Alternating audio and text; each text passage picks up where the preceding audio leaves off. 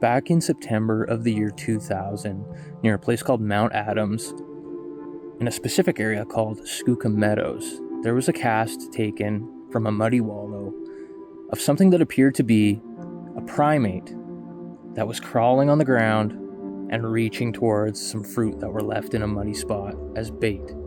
There was a BFRO expedition. It was a 10-man expedition. They were setting up to this area to gather all kinds of evidence, and they really, had all the tools at their disposal. They had night vision, thermal vision, they had pheromone chips, they had speakers to do like call blasting and whatnot, and they actually ended up recording what could have possibly been, replies to their calls. And they also found what appeared to potentially be 17-inch Sasquatch tracks. But what was the most compelling bit of evidence was a cast that they recovered of what appears to be the body, the body of a Sasquatch. And this, in my opinion, is the most compelling piece of Bigfoot evidence out there. You might think, I thought you thought the Patterson footage was the best piece of Bigfoot evidence. Yes, like visual evidence, yes, it's the best piece of visual evidence. It's the best piece of video that's been recorded. But this cast, they call it the Skookum cast because of the area it was in. This is something that can be brought home. It can be brought into a lab and, looked at and analyzed closely. It's the closest thing to having a body that you can get, really. With the Patterson footage, you're looking at an image of something, and there's very limited data you can get from that. But this cast, there's all kinds of data, anatomical data you can gather from it, including hair. There was actual hair recovered from the Skookum cast that, corresponds with other strands of hair that are thought to be Sasquatch that are like unidentified. They can't be matched with anything in like GenBank. So that is very interesting. There was it was a bait station basically. There was a muddy spot in the ground where they had apples set up. And this creature, this Sasquatch creature, made its way to this muddy spot, and the ground kind of around the muddy spot was hard packed and everything. It wouldn't really leave a print, but when it got to the muddy spot, it got down on its side and was kind of resting on its left forearm and was reaching over with its other arm to get these apples. Whatever this thing was, it was intentionally trying to hide its tracks. That's the level of intelligence these things have, and it appears they're actually trying to remain hidden. It doesn't want to be seen. It's a muddy wallow, this spot. There's tracks of other animals in the area, like elk and coyotes and whatnot. And this cast that they made, it's pretty big. It's 3.5 feet by 5 feet. It was like 200 pounds of plaster to make it. And some of the really key parts of the cast are the back of the foot, the heel, and the Achilles tendon. It's very, very distinct. It's very, very distinct. You can make it out. It's clear as day. The forearm as well is very distinct and shows that whatever this thing is, it's like humanoid. No other animal matches this thing.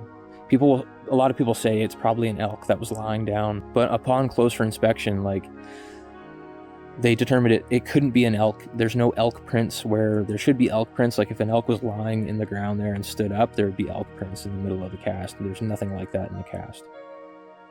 There's imprints of the buttocks, the hips, and the thighs, like the glutes and everything. And from that, they, can determine that whatever this thing was is a bipedal being of some kind. It's not a quadruped. And the size, looking at the heel and the Achilles tendon, the size of it, they determined that whatever this thing was is roughly 40 to 50% bigger than the size of a 6 foot tall man. So everything's there. The proportions are there. The anatomy is all there. The hair samples, it's all there in the cast. It's the best piece of Bigfoot evidence that has ever been recovered, hands down. You have so many different tracks that have been cast. Paul Freeman in one of my recent videos, I said he casted like handprints in the buttocks and whatnot. Well, this has like everything. This is like a Sasquatch lying on its side. And it was studied by a lot of big names in the field, like obviously Jeff Meldrum. He wrote about it in his book, Sasquatch Legend Meets Science. John Bindernagel looked at it. I think John Green as well, and Grover Krantz. And they all were like, this isn't anything else in the forest. Like, the only thing it really could be is a Sasquatch or a very like well-made hoax. But even then, like, to hoax something like this would have been extremely difficult. And there's no sign left behind of any sort of hoaxing in the area. Like, I feel like if somebody was to fake this and get all the elements correct like that, like the heel and the forearm and the hairs and everything, like, there's a lot of elements there that you have to fake. You're doing a lot. Like, how are you gonna fool scientists? And you nail every element like that and get it perfectly right, like, and good enough to trick them? I don't know. I don't think so. They even had people like go to elk farms and ranches to like study the elk and watch them, how they would like lie down and get up and whatnot, and it just doesn't match. It doesn't at all match.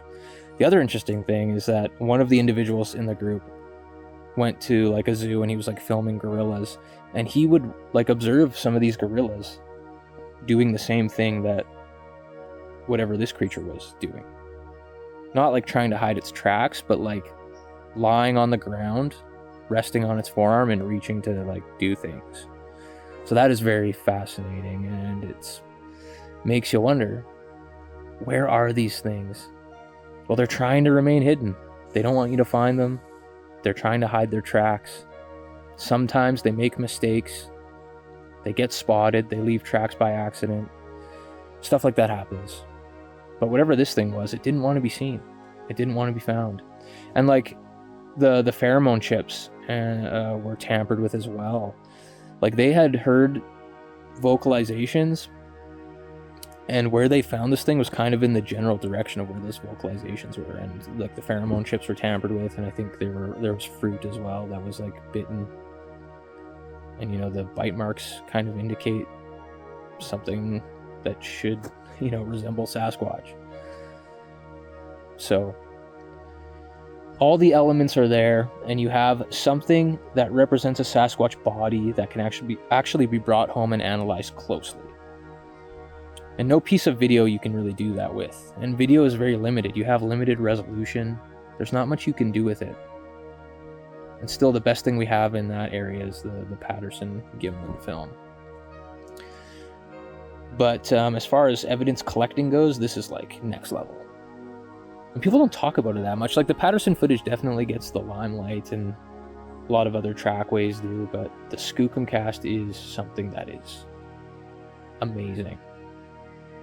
The most compelling piece of Sasquatch evidence.